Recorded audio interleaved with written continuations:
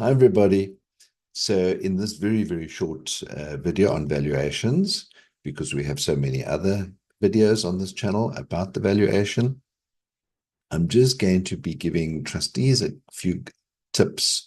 I'm going to explain, the trustees' responsibility, the body corporate responsibility, but essentially that all falls in the trustees, what the trustee should do, which the two rules are that pertain to what the trustee should do, the valuation, just a quick idea of what a sum insured is, and I'm also going to put you on a course on what you should in fact do.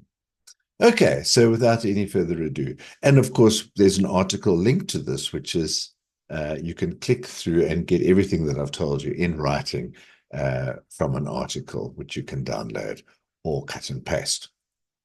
Okay, so first of all, the body corporate is required to have the property valued or the buildings valued of the sectional title scheme here at least every 3 years. Okay, now for homeowners associations, unless it's in your constitution or in your MOI documents and stipulates what you must do, there is no community scheme legislation that obliges you to do your buildings every 3 years. Sectional title, you definitely need to have your buildings valued at least every 3 years. You can be more often. It doesn't say and don't do it more often. It says at least every 3 years. Okay, so for the larger schemes, I actually suggest sometimes that you have it valued, especially if you are reaching your capacity, but that's a story for another day. In terms of HOAs, homeowners associations, we strongly, though, recommend that you follow the same format.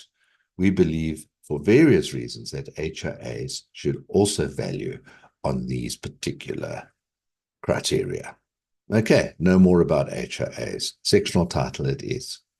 Moving on. Okay, so there are two rules. Okay, so I have it set out in our sectional title insurance guide. There's quite a lot more detail here, which you can also download. Right, so what I'm suggesting is you look at prescribed rule 23.3, which reads, and I'm going to let it scroll here on the screen, a body corporate must obtain a replacement valuation of all buildings and improvements that it must insure at least every 3 years and present such replacement valuation to an annual general meeting. Okay, so that's prescribed rule 23.3.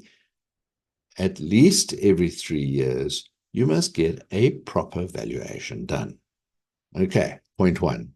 Point two, in other words, 23.4, that's prescribed rule 23.4, says a body corporate must prepare for each annual general meeting schedules showing estimates of A, the replacement value of the buildings and all improvements to the common property, and the replacement value of each unit, excluding the member's interest in the land, the total values being equal to the values referred to in subrule 4A.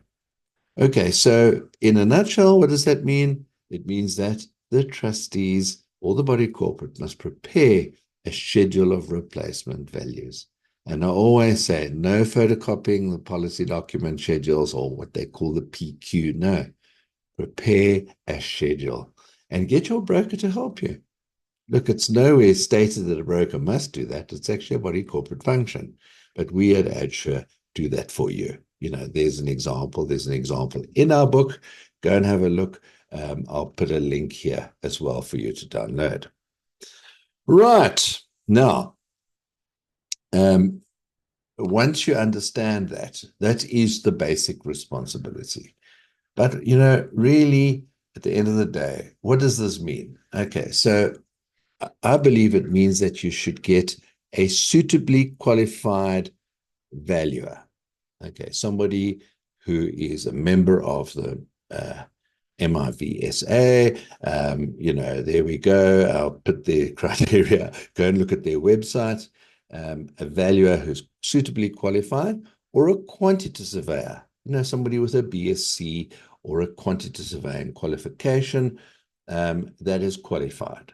The second important thing, so A, qualified in my opinion, and B, I believe that you should make sure that they must just confirm that they have it. It's a question that you ask on engagement, that they have suitable professional indemnity cover.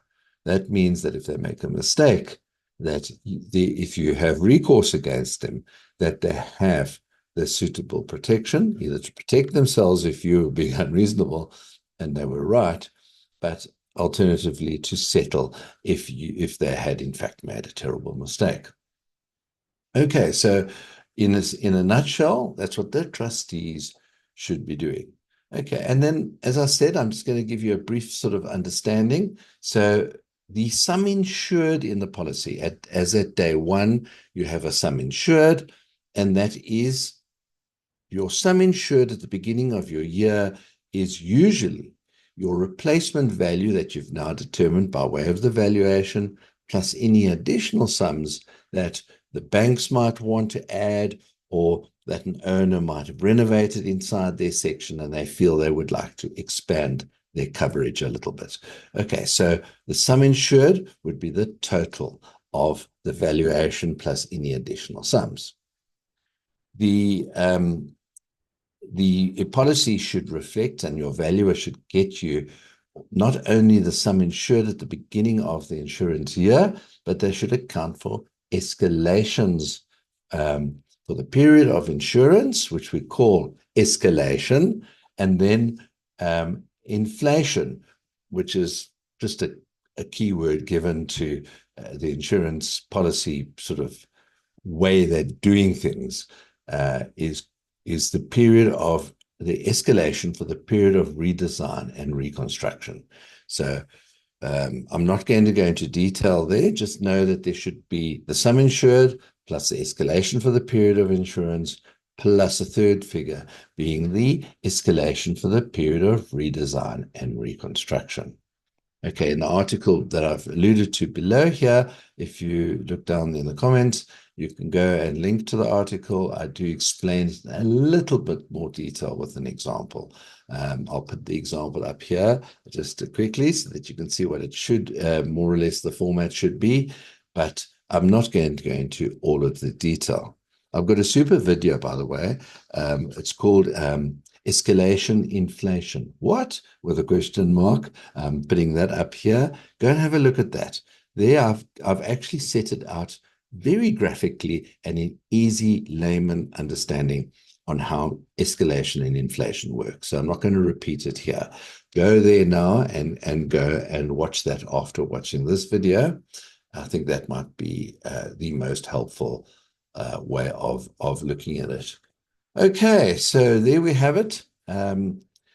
Please don't forget to always like these videos. It really helps us. It encourages us to do more. It's obviously a lot of effort, although we enjoy doing it. It is so much more rewarding when we get those likes and we get those shares.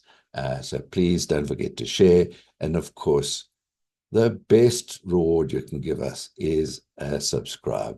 If you like this video, please subscribe, hit subscribe, go and look at a few of the others and, share them with your friends. We believe that each and every single managing agent, portfolio manager, and trustee should be subscribed to this channel. There's lots of good stuff here for you. Right, see you again.